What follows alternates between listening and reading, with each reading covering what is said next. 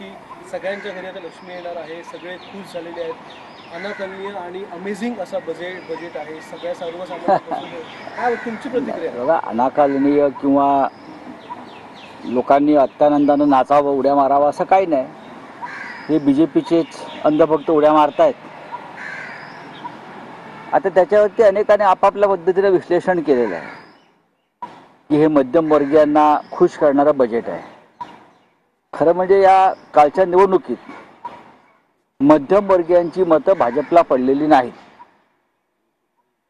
EVMच्या माध्यमातून मध्यमवर्गीयाची मतं जी चोरली आणि त्याच्यामुळे मध्यमवर्गीय जो धक्क्यात आहे, शॉकमध्ये आहे, त्या मध्यमवर्गीयांना हे मधाचं बोट लावण्याचा प्रयत्न आहे.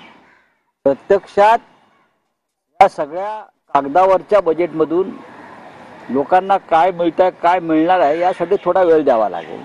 आता फक्त जे अर्थतज्ञ आहेत त्यांची भाषणं आपण त्यांनी केलेलं विश्लेषण वाचायचं.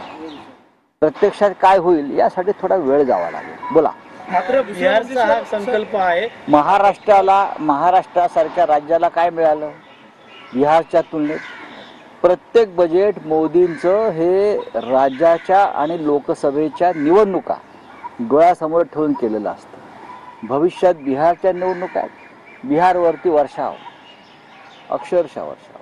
जिथे भारतीय जनता पक्षाचं राज्य नाही, मग तामिळनाडू असेल, केरळ असेल, कर्नाटक असेल, महाराष्ट्र असेल, तिथे आपलं काहीतरी तोंडाला पानं पुसायची आणि पुढे जायचं.